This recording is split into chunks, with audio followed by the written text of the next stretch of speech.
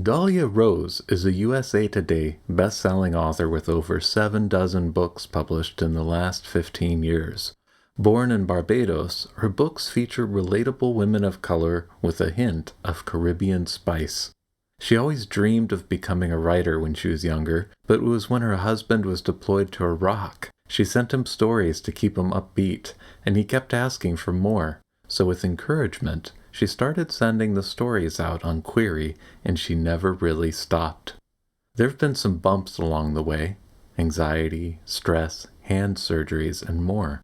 So the trick to becoming sustainable has been relearning how to find balance in the midst of life. We talk about this and more on today's episode of the Fearless Storyteller podcast.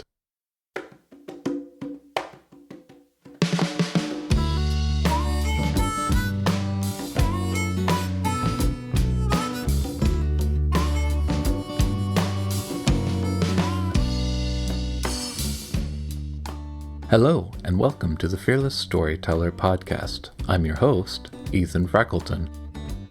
Have you ever noticed how fear stops us from creating and sharing our best work? Join the Fearless Storyteller as we explore the heart and soul of writing stories, songs, and scripts that sell with the people who write them. Each guest has their own unique hero's journey and insights into the intersections between limiting beliefs and success. Dahlia Rose, welcome to the Fearless Storyteller podcast. Thank you so much for having me. Yeah, my pleasure. And for people who don't know who you are, what would you like to share about yourself? I'm a USA Today bestselling author. I write primarily romance, but I, cover a spectrum of the genres from thrillers to suspense, urban fantasy. I am originally from Barbados, a small island in the Caribbean, and by way of New York, I ended up in North Carolina, living here with my husband and my kids. And I have been writing for around 15 years. I'm also repped by Julie Gwynn of the Seymour Agency, and I have my first book coming out with Hallmark in December. Wow. Well, congratulations on that. Thank you. And what does that mean to be published by Hallmark? Tell me about that. Well, we always see the Hallmark Christmas channel and we see the Christmas movies and everything like that. So my book is set for Christmas, of course. And to be published by Hallmark means that, my book is going to get out more mass market to the public. And there's also a movie option. So you might see my book as one of those Christmas movies at some point. Like on the Hallmark channel? Yes, definitely. Well, that's amazing. How did that come about? Hallmark had last year, they had an open submission. At that point, I had an agent at that time. So my friend, Naima Simone, she pressed to me and she's like, this is perfect. You write such good Christmas stories. Send them this proposal. And I was like, oh, no, they're not even going to look at me. I'm like, I am not up to their level. And she's like, you never know until you try, so send it in. And I sent it in, and a few weeks later I heard back from the acquisitions editor of Hallmark, and they wanted me to change around a few things and tighten up the proposal. And then I actually had a call with them, and they gave me the good news that they wanted to contract my book, and I freaked out a little bit. Awesome. And then after the call was over, I called Naeem and I freaked out a little bit with her. And it's been a whirlwind since then. It's great to work with them. They're all amazing, and they're very sweet, and they give you all the prompts and all the, you can reach out to them at any time. So I know there's always people that say, they've got, their bad stories with traditional publishing. But so far for me, it's been really great. Awesome. And did you start with a proposal, or did you have a book draft done when you submitted to that? I started with a proposal in the first 30 pages. That's what really they asked for, to see your writing style and everything like that. So I submitted all that and just kept my fingers crossed. I actually just put it out of my head because I'd make myself crazy. And I was not expecting for them to, contact me and say, hey, can we talk about this? Yeah. What's so interesting about that is you mentioned you needed your friend to prod you to do it because you weren't sure you were up to their level. Yeah. And how many books have you written and published? I'm what you would call a hybrid author, traditional Mhm. publishing, and I self-publish a lot of my work. And so far, I've done maybe about over 7 dozen novels and novellas.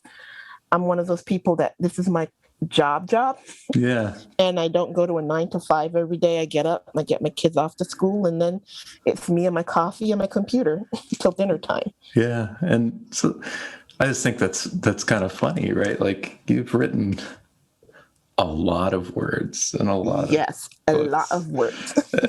and you still had, maybe a little bit of imposter syndrome when it came to submitting something. Yeah, I mean, it's just like I'm one of those people that's very down to earth and I don't, put on airs or toot my own horn. So I'm always like, am I good enough? And then Hmm. sometimes you just have to take that plunge and, hey, it either works or it doesn't. It's either a yes or a no. I'm Yeah. kind of that person that I overthink everything. So I have to do it and then put it out of my head. If not, I Hmm. will spend all day thinking about it all night. So I can't do that. So I have to do it and put it out of my head. And that's essentially what I did. And it was actually a great surprise to hear from them because then it's kind of like a validation kind of that, Hmm. okay, I'm actually doing this. It was a dream of mine from I was 12 years old, living in Barbados. Everyone's on the beach playing and doing in the water, and I'm under a tree with a book. So it's always been my dream. So reality is surreal. Mm. Reality is surreal. Well, and so you grew up in Barbados, Yes. and you spent all your childhood there. Is that Yes, right? the majority of it until my father and my parents moved to New York, and then me and my little sister moved with them. Mm. So I started out in New York, and they always say if you can survive New York, you can survive anything, and that's the truth. Yeah, yeah. So from there, my dream really took off when I met my husband and he Mm. got deployed. Hmm. He was a 23-year-old veteran of the Army, and he got deployed to Iraq in Hmm. Iraqi freedom. Hmm. So I just used to send him stories and all kinds of stuff to keep him Mm. upbeat because at that time we didn't have video chat or anything. And it was really hard to talk to him. It was really hard for him to talk to me. And it was Mm. usually by Yahoo Messenger or if he could get a call out. And then it was, going weeks upon weeks without hearing anything and biting your nails like, is he okay? And then Yeah. you get that call that he's okay. And then you breathe a little bit and then we go through the whole process over again. So that's how I kept my mind busy and not worrying about him was to, write. And then when I wrote, he'd say, did you write anything new to send me? And I'm like, yeah, I'm going to send it off. And he just said, you need to do this. So he was the one that prompted me to actually put my work out there for the first time. That's so cool. And yeah. So this was a while ago. Yeah, 15 years ago. Yeah, and that's so cool. Like you started as a way to to keep them upbeat and keep that connection. And like when he encouraged you to start putting it out there, what did putting it out there mean for you? Putting it out there meant for me that I was going to look at the point there was no Kindle, there was no Amazon, so it's basically e-readers or traditional publishing. Hmm. So I did a little bit of both, and I found some really amazing friends that put me in the right path for e-readers. Hmm. So I would send out like my books to places like Mundania Press and a lot of small presses that are gone now. Hmm. And, I got my first contract from one of these indie publishers, and I was like, oh, wow, really? And from there, it was marketing because we didn't have, social media like we do now. We had MySpace, I think. Hmm. God, I'm old. I'm so old. I remember MySpace. Oh, God, that makes me feel so old with MySpace. And so I really just connected and networked through MySpace and Yahoo groups and stuff like that. And trying to get your work out there in that time was way harder than it is now. Mm-hmm. So it was just basically a lot of trial and error and a lot of tears and a lot of, okay, I'm not doing this anymore. And then getting up the next day and say, okay, I'm going to still try to do this. So persistence. That was the main thing, persistent. Yeah.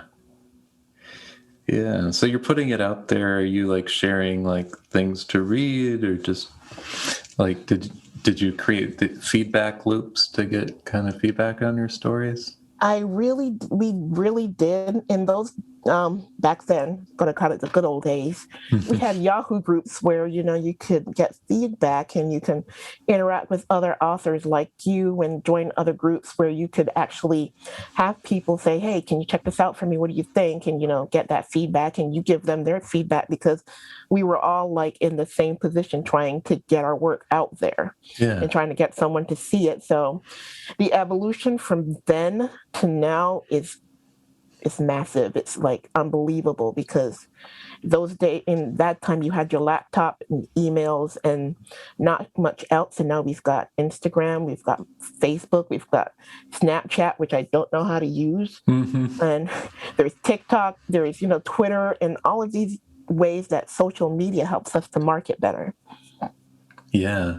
And are there avenues for that work better for you than others? I think that mostly Twitter, Instagram, and probably Facebook works better for me because I know them. Mm-hmm. I do not know TikTok. I tried doing a few TikToks, and there's probably a few of them up there, and I'm like, this is a little uncomfortable talking into a camera about stuff. So I put pictures up of my puppies. Yeah, yeah. And I do that, but most of my primary marketing is probably through Facebook and Instagram and social media and Amazon marketing. They have advertisements that Mm-hmm. you can buy, and Facebook does the same thing, and Instagram does the same thing. So I do most of that networking back and forth, blogs, and like you, podcasts, Mm. and book signings, events, conferences, conventions, because I'm a big sci-fi convention junkie. So I use that as a way to market as well. Oh, fun. Do you have a favorite sci-fi convention? Dragon Con in Atlanta. Mm. I think the only year I've ever missed was the last 2 years. And I was going to go in 2020, but then, Yeah. we had everything go on. So, but I'm hoping they have it this year because I need to go. I'm ready for cosplaying once more. I need to cosplay. Yeah, I think we're all ready to cosplay if that's what it takes to Yeah, get out. For sure. we really are. It's like we're chomping at the bit to do something. I Yeah. actually get to go home for 3 weeks in July to Barbados, and I'm so looking forward to it. I'm just going to run up and down the beach like a crazy person. Mm. Sounds amazing. So, you must know a bit about your audience or readership at this point. Hmm. Yeah, what have you learned about your readers? That they are voracious readers. They love books, Hmm. and they remind me of me growing up. They're Mm. always ready to read, and they're always ready to, give you a review or give you your input, and they're always there saying, "When's the next book coming out?" So even if you're like tired and you're like, "Oh man, I should read," they just make you so upbeat, and they keep you give you that energy and that fuel because they're like, "Oh my god, I love your work," and this relates to me. And a lot of my readers, because I am an author of color, a lot of Hmm. my readers are authors of colors, but I have the blessing of being able to not only sell to authors of color, but across the spectrum because I make my characters relatable. Yeah. And so one of the best things I've ever heard is that, I am you're writing characters that remind me of me. And so Mm. that's what I really find that is one of the true things about my readers, that they really want people that reflect them. Yeah. And so I'm trying to give that to them and then build a story around them because who knows what's going to happen in the future. So they could be anything they want. And I have a lot of kids, my daughter's friends and stuff that says, "Oh, your mom's a writer. Well, I never knew I could be a writer, or never knew I could do that." And I'm like, Yeah. it's pretty easy. And you guys shouldn't give up on your dream because before they made it seem like if it was the impossible dream, and now it's not. Yeah. Yeah. Wow, there's so much there to unpack. Yes, there is definitely. So you build your characters around your readers. Like, Hmm. tell me more about that. Like Um, what distinguishes your characters? Mostly because they're authors of color, and I write interracial romance primarily. So it's kind of like we have African American female and we have a Caucasian male. Hmm. And before there was a lot of stigma on that, Yeah. because of, Yeah. yeah, we know Yep. that unsaid word. But Yeah. when I first started writing, it was like they told me that it was a fetish or a niche, and I'm like, Mm, my life is not a fetish and or niche, interesting. and my kids are certainly not that either. So I made a conscious effort to say, you know what, I'm going to tell these stories. And a good example of that is like historicals. I write historical romance sometimes, and instead of pirates, and I've actually traced the genealogy of my husband's family back through the islands of Barbados, and he was of Scottish descent. And I'm like, okay, we've got something here. Mm, And so I've started using, historical aspects of the Caribbean and using that around my characters and making them African American and one of the or Caribbean, black. And hmm. they are like, well, this is a person that reminds me of me, and I've never seen that in a historical. Usually it's just those bodice rippers where, it's Fabio on the cover Yes. and a girl with red hair. Now you're showing me heroines that have hair like mine, and they're powerful, and they're strong, and they're not having to wait for someone to, save them. They're saving themselves. Mm, mm, mm. Yeah. It's a lot. That is no, and I love everything about that, and it, in some places, even in the United States, I know both in white predominant culture and in black predominant culture where that is still, a bit of a Hmm. taboo, or pushing I the live in the edge. South. Let's just Yes. put it that way. Yes, you live in the South very much. I've got plenty of good friends down there, and I know, Yeah. that's real, and It's come a long way for 15 years, and I dealt with it not only from strangers but from my husband's family as well, because yeah, they're Caucasian and they were raised in this southern atmosphere of you keep with your own color, hmm, and we were like breaking the mold here. For me, it wasn't a problem because I'm in Barbados. You see this a lot. We don't even bother about what color anyone is. We just see people and we see family. yeah, So it was really a culture shock for me mm, actually living it and seeing, wow, people really will, judge me on the color of my skin as opposed to the character or my personality. So yeah, it was culture shock, definitely. yeah. Well, tell me more about Barbados culture and how you maybe weave in, your own upbringing into your characters and stories. Um, Caribbean, we're family. We meet you and we like you and your family. You get one time of someone giving you dinner or serving you dinner, and then the rest of the time it's like you make your own plate. So that's how we are. We are just friendly, and everybody's a friend. And I try to take away that stigma that that there's a barrier or a divide between. And I try to write my books like, hey, it's just like if I was in the islands in home, that we don't see the color. Well, I can't even say see the color of a person's skin, because we have to see the color of a person's Yeah, skin. We do not care about the color of a person's skin, yeah, basically. You could be polka dot and we'll be fine with it. So that's basically what I try to do in my books, is that while it's there and we know that this is how the world is, and it's not always black and white, we don't care. We yeah, just see people. yeah, yeah. Why do you think that is? Why do you think it's so different? I I honestly don't know. America's is complicated, and it's it's been one of those times where it's a culture shock for me because I'm from a very small island and I come to this place and it's huge amount of people, and it's not even like I come to America and then I'm like in a small little town. I'm in New York. That's a culture shock in itself. But it's I think it's because it's the islands are more small and a close knit community. We're built around community, and every island has their traditions, but we all see each other as who we are, and we know. I think it's more that we didn't. I didn't grow up seeing a divide. Yeah. So when you do see the divide, you're like, oh wow, this really does happen because we only learn about it. We don't see it. And if you do see it, it's the rare few. But that was just it. So I really don't know why it is. And it's saddening maybe to me a little bit that it's such a predominant thing.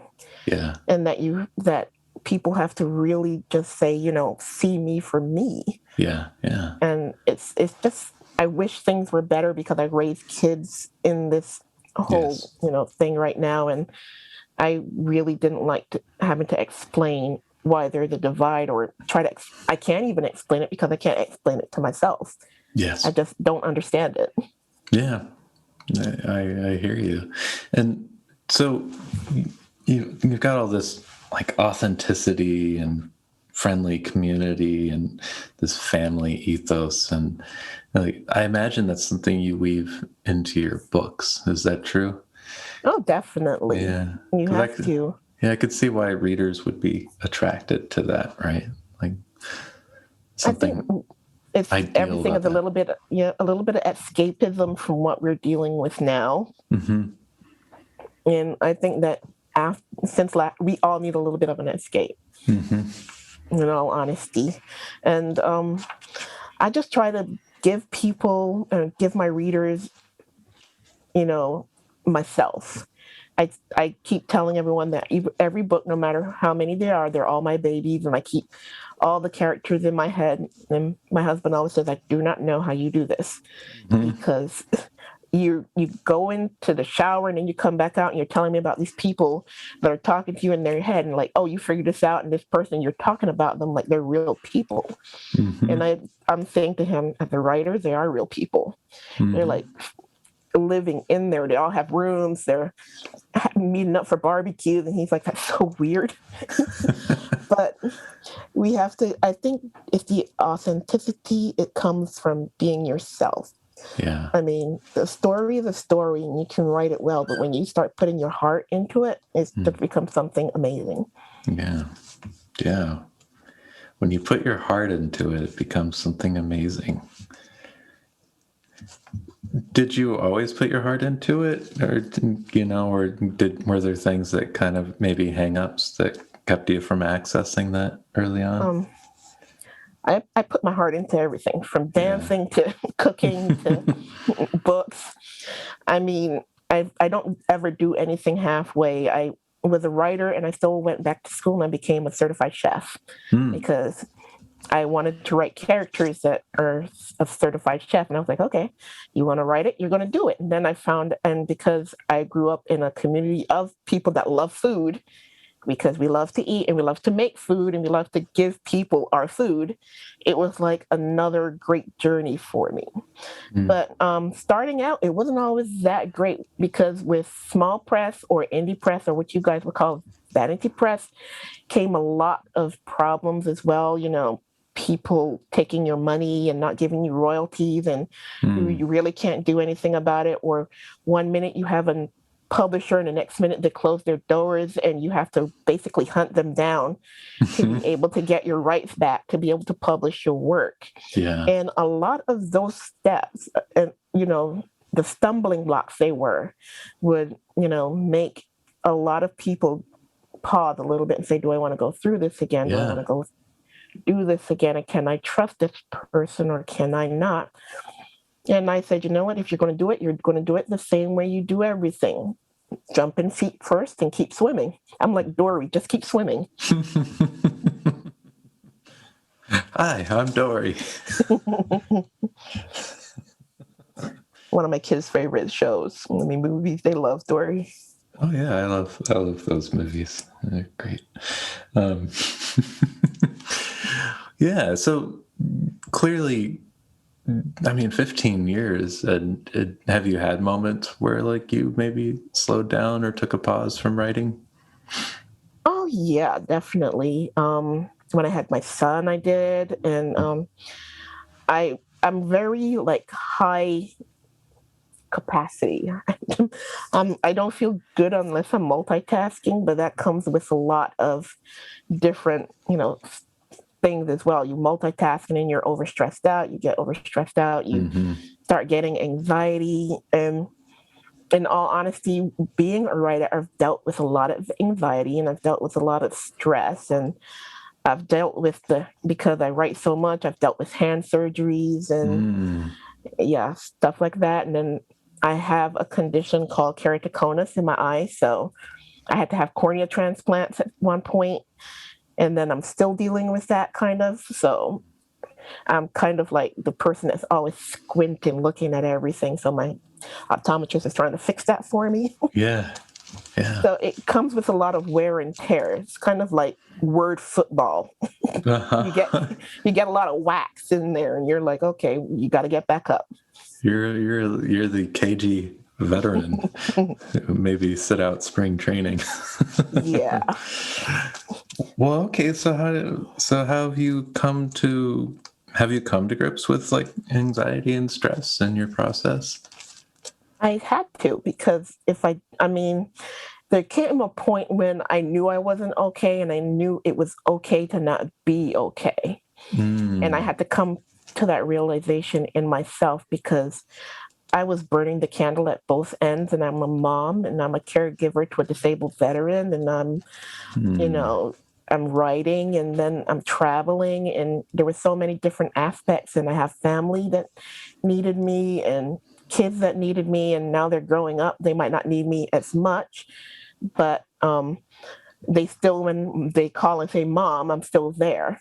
Yeah. And it's just a lot of that. And there came a point where I just fractured. It was like, Mm-hmm. there is my cup overfloweth and I can't do it anymore. And the fracture is when I really thought to myself, okay, if you're going to be doing all of this, you got to find some kind of balance in here. Mm. And I really felt bad for, having that fracture in there that, that I wasn't superwoman and I couldn't handle it all. And I really had to learn that it's okay to not be okay. And this Mm-hmm. wasn't just me, it was me going to therapy and talking it out because I internalized. Yeah. I'm like one of the biggest introverts you'll find. Mm. So I don't talk. And I'm like, I'm always have to be the strong one. So you don't talk about feelings if you're Yeah. strong. Yeah. Yeah. Yeah. So I had to break that stigma in myself and, find out that, it's okay that I'm not okay and start working towards a more positive way of handling all of these things that go on in my life. Mm. Mm. Yeah. I feel like this is, like this comes up for a lot of people, authors or not, but I see this a lot mid-career, Yeah. right? Authors, and when it becomes your full-time job, Yes. right, that adds another dimension to it, financial aspects. Yeah. It Yeah. makes you feel like you can't fail. And then, you stress about sales, you stress about income, you stress about, okay, I need to do this, I need to keep the family going. And so it's like walking on a very fine line between, success and then just going completely off the rails. Yeah. And you have to learn to make that line wider so that it's a path that you can keep going down so Yeah. it doesn't affect your health and it doesn't affect your psyche and it doesn't affect your family or all the things that's going on, because if it affects me it obviously will affect them.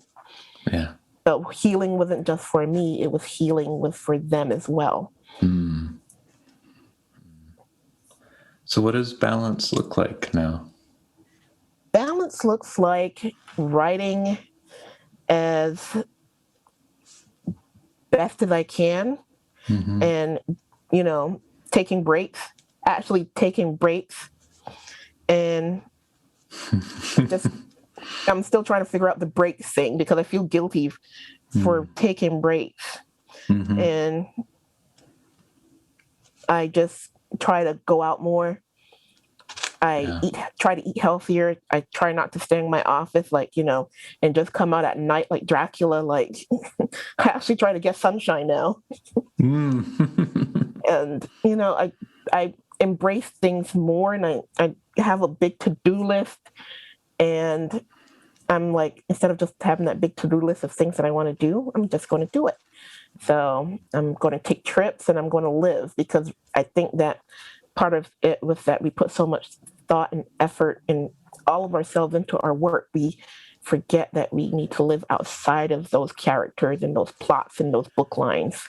Yeah. And I don't know what the culture is like in Barbados, but we've definitely got this, like, I don't know, this attachment to delaying our gratification or putting off living, or those balance things until we're done working. Right? Yeah.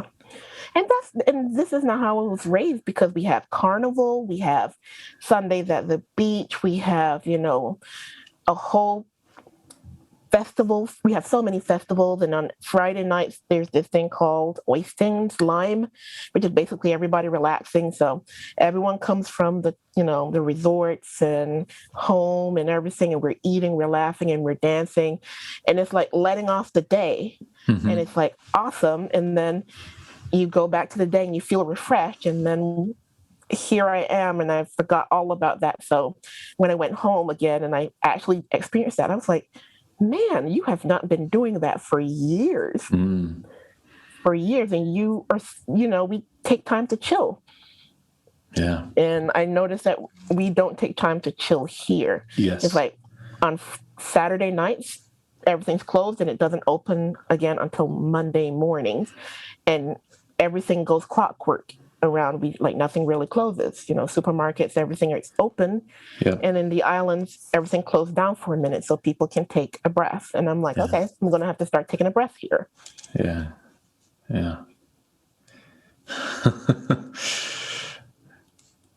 So you mentioned you're still struggling to take breaks, right? Yeah, I'm still trying to find that balance, because like I said, it's been 15 years of me going full throttle. Yeah. So now I have to learn how to ease back on that and take a little bit of time. But I'm slowly learning, and it's actually enhancing the writing, because now I'm not that stressed. Oh yeah. And it's opening up the doors that was slammed shut with stress. And I'm like, okay, the creativity and all of that great stuff is coming back, and I feel lighter, and I can shut the computer down before midnight and actually go do something. Like 6 o'clock, I'm getting off the computer now. Even if I force myself, I'm like, and you're done. Yeah. And then my mind is screaming like, no, you're not done. And I'm like, yes, we're done. I'll have a margarita. Yeah. We're done. Sounds like a foundation of an author business plan. To take breaks if it means that the writing experience is better and the writing's better and you're more sustainable. Yeah, but a lot of us forget that part. And it's not just in writing, it's like every day we always seem to, no matter what we're doing, forget that we're simply human and we can't do it all. Yeah. And there's going to be times where we need to take a break. If not, the break is going to take us. In some way, somehow, we're going to, have to take that break. So it's better to do it the easy way than the hard way. Sometimes I'll be like bleary-eyed and, obviously needing a nap, My wife's like, why don't you lay down? Take a nap. I'm like, I can't. She's like, why? I don't know. If I don't know, there's no good explanation, go take a nap. Because I could, be awake and do stuff. I don't know. Exactly, but then you're bleary-eyed, and then we're like, we're not enjoying what we're doing anyway. Take the nap. Yep. I find that I like naps now. Naps are wonderful. I don't know why kids don't like naps. Oh my gosh. Could you please talk to my 5-year-old? I'm like, why don't you love naps? This is a thing. I'm like, wow. I was mad about naps when I was growing up. Why? This is awesome. Right? I don't get it. I think it's the same thing though. I mentioned, there's so much excitement. There's things to do. Like, gosh, don't want to miss anything. Yeah, kids seem to think that they're missing a lot, and I'm like, really, you're just missing bubble guppies at this point. And it's going to be a rerun later, so take the nap. Yeah. Well, it feels like there's so much life to catch up on. Maybe that's part of it. Mm-hmm. And plus, they have unlimited energy. Oh, wow. Yeah. I really want 1 ounce of the energy that they have, and I could do so much in a day. Like, they just keep going and going. I'm like, goodness, aren't you tired? No. Yeah, but you probably wouldn't write more. You'd just bounce between different activities. Yeah, probably. That in itself seems exhausting. But somehow they manage it. Right. Well, so what do you like over the course of time? I imagine what you're writing about shifts, right? And like, do you remember kind of like what you were writing about 15 years ago versus what's kind of interesting to you now? 15 years ago, I was writing primarily military, romance, because we were just brand spanking new, still in Operation Iraqi Freedom, and there were still a lot of our guys over there. Mm-hmm. And I was dealing with my husband being home, and all the things that go along with PTSD, and Mm-hmm. he was blown up a few times in his Humvee, so he had traumatic brain injuries. He had to get a spinal stimulator in his back, so he's 100% disabled. So I do most of everything, and I let him relax a lot because the wintertime is horrid on his back. And like then I was really writing more military romance because we were seeing a lot of people coming home, and that happy ending that we want them to have wasn't happening. They were being, left. They were going through divorces or left at the VA, and their health issues weren't a major concern, and the suicide rate for soldiers and everything went up, and that was really a big cause for me. And because I know what I was dealing with him and his PTSD, and we call him Sarge. And I was dealing with him, and I was seeing it in a lot of his friends, and we were seeing the stress, and and every time there was the news on and there was another bombing or another death, he took it on, and I was like, okay, a lot of these people aren't having these happy endings, and I said, you know what, even if I can't do it, I'm going to write them their happy endings. And then there was a hold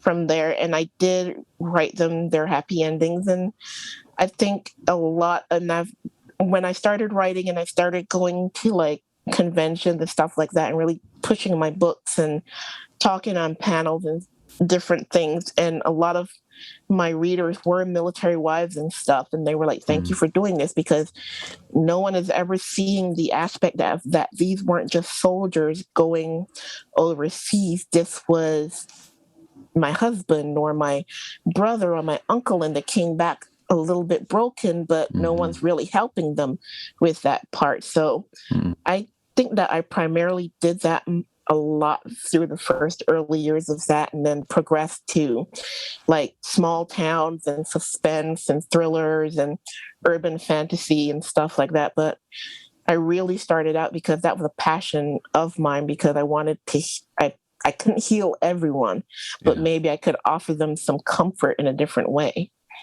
Yeah. Yeah. So what was behind the shift to small town romance and the other genres? Was it just so you could play around with? And because I like everything. I'm one of those people that basically have so many different interests. I try to put them in my books. So I went with small town, I went with urban fantasy, paranormal, and I'm a big, like I said, convention buff. So I love going to conventions and cosplaying and, meeting other people, and all of that vibrancy just helps me, write. Yeah. Because you'll see me dressed as, Harley Quinn one day, and the next day I'm dressed like in a Star Trek costume. And Nice. this is all part of me. I am such a big nerd. Awesome. Yeah. So what are you writing about now? Right now, I am writing a historical. It's called The Owl and the Pussycat, to play off the little nursery rhyme. Hmm. But it's about a cat burglar, and she's female in Victorian times, and this duke that has to catch the cat burglar. So she's the pussycat, and he's the owl, because Mhm. owls are basically predators, and she's the little pussycat that has to get away. So Mhm. it's like this whole wordplay of them just trying to oust each other. It's kind of like a mix between Sherlock, Mrs. Fisher's Diaries, and Murdoch Mysteries all in one. Yeah. Yeah. So what is it about the Victorian times that made sense or intrigues you? I have always been intrigued by the Victorian times. I'm a big, like I said, big nerd, Lord of the Rings, Mhm. and Queen Elizabeth, Golden Age, stuff like that. And it's been a lot of research, and I've always found the research so fascinating because shows make it look so easy, but it really was not that easy. It was really horrible. Mhm. Unless you were rich. If you were rich, you were good. If you were in poverty and you lived in the slums, you were in workhouses, and you were, at work from the time you were 5 years old, and you just lived in like complete poverty and disease ridden. And I, Mhm. I I like to look at the aspects. I'm a big research buff, so it really just got me open to writing more historicals. And I basically research everything from historicals to like glass blowing. If I like it, I'll research it and I'll find Yeah. a way to put it in a book. Well, that makes sure that you don't ever have writer's block, I would imagine. No, So I really don't. Go ahead. are the owl and the pussycat, are they both more poverty level characters, or is there a Um, class difference between them? there's no big class difference between them because she's actually one of the people that live in the manor houses and has the money and everything, but she steals. It's kind of like Robin Hood. She steals from her own people to help the poor Hmm. because she's took in the historical time the nice people, the dukes and the duchesses and the lords and the ladies would dress in you know commoner clothing to go Hmm. experience life in those areas, like go to a pub or a place, the brothels and everything, because they thought it was titillating to go to these places Yeah. and see how the poor people lived. Yes. So when she thought about doing it, her mother said, "You want to see how the poor people live? I'm going to take you, and you're going to see how they live." And it changed her to know that, we can't just live like this. And these people are living, hand to mouth. Their kids are dying. They're dying in the streets. And we're just here eating and drinking and, living life in luxury. So that Hmm. was one of her main reasons why she started stealing from everyone she knows Yeah. and helping the poor. Yeah. Yeah. Do you see parallels of that today? Um, kind of, yeah. I mean, this gas shortage, for instance, is just like, oh my God, why are people so crazy? And, in the last year, like hoarding the toilet paper. And I'm like, why? Why are you hoarding toilet paper and meat? It just didn't fathom to me that, that people could be selfish like that, because when everything happened, our neighborhood became like that little community that I always Mm. talk about. And you didn't have this, you go give it to someone else, and they come back and they give you something, and we shared food and everything. And I'm like, or we'd say, hey, Costco's has toilet paper. Let's go. Oh, well, let me get some. Let me get some for blah blah blah, because they can't get out, and we have a lot of older people in our Yeah. neighborhood that really couldn't get out. So the last year was spent with us just buying for ourselves and buying for other people because they couldn't get out, and you really didn't want them to be in this cluster or get hurt or get ill. So we just did that. So, it was, the correlations became startling all of a sudden. Like people look out for themselves a lot. Yeah. Well, I think about it in relation to like global warming and the debates about how quickly to move on transforming our economies and how we do things. Because it feels like the subtext is we're arguing about who has the right to live, globally, right? Like how many people in societies are we okay with, being inconvenienced or wiped out, Yeah, and it's kind of a mentality of like, if I don't see it, it doesn't concern me, but it does, it really does. Right. And you have to show some kind of empathy to other people, because we need, as a global community, if we don't combine and help each other, we're basically lost. We're doomed. I always take it from like Marvel, Age of Ultron, when he was like, well, they're naive in their innocence and the thing isn't perfect because it's forever. And then Ultron says they're doomed. And I'm like, he could not be more right. We're kind of doomed if we don't start, working together. Yeah. Yeah. Yeah. And see, my nerd came out there because I'm referencing comic books. I love it.